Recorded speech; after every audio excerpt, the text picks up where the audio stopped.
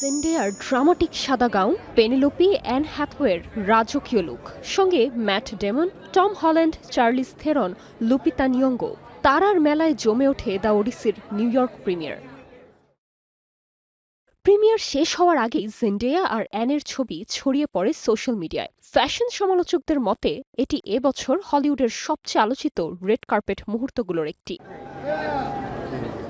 তবে রেড কার্পেটের গ্ল্যামারের আড়ালে ছিল আরও বড় চমক। অস্কার জয়ী নির্মাতা ক্রিস্টোফার নোলান এবার আধুনিক ঢঙে নিয়ে এসেছেন হোমারের ক্লাসিক দ্য ওডিসি। ট্রয় যুদ্ধ শেষে রাজা ওডিসিউসের 10 বছরের ঘরে ফেরার গল্প, তবে এমনভাবে যাতে ক্লাসিক সাহিত্য না পড়লেও দর্শক গল্পের সঙ্গে মিশে যেতে পারেন।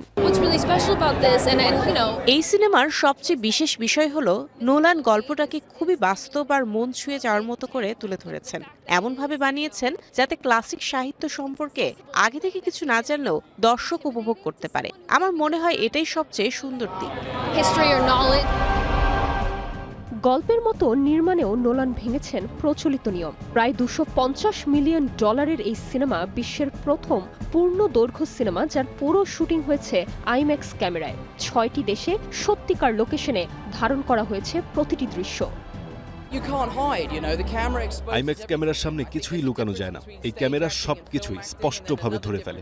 মঞ্চে অভিনয়, সাধারণ সিনেমায় অভিনয় আর আইম্যাক্স অভিনয়, তিনটি একেবারেই আলাদা অভিজ্ঞতা। এমন একটি প্রযুক্তির অংশ হতে পেরে আমি ভীষণ আনন্দিত এবং কৃতজ্ঞ। ঝড়, সমুদ্র, পাহাড় সবকিছুর মাঝেই চলেছে শুটিং। বাস্তব অভিজ্ঞতায় পর্দায় তুলে আনতে চেয়েছেন নির্মাতা। আমরা সমুদ্রে নেমেছি, ভিজেছি, ঝড়ের মধ্যে শুটিং করেছি। প্রায় সবকিছুই বাস্তবে করা হয়েছে। অভিনয় বলে আলাদা কিছু মনে হয়নি। অনেক সময় শট শেষ হওয়ার পর আমি আর ম্যাট ডেমন একে অন্যের দিকে তাকিয়ে হেসে ফেলতাম, কারণ আমরা বুঝতেই পারতাম না এত বড় একটা কাজের অংশ হয়ে গেছি। কঠিন ছিল, কিন্তু শেষ পর্যন্ত ফলটা দারুণ হয়েছে। 17 জুলাই বিশ্বজুড়ে মুক্তি পাচ্ছে দ্য ওডিসি। একই দিনে বাংলাদেশের স্টার সিনেপ্লেক্সে মুক্তি পাবে সিনেমাটি। ভাইরাল রেড কার্পেট লুক, মহাকাব্যের নতুন ব্যাখ্যা আর আইম্যাক্সে ইতিহাস। দ্য ওডিসি এখন নিঃসন্দেহে হলিউডের সবচেয়ে আলোচিত cinema. Nirjona Nusrat, star entertainment.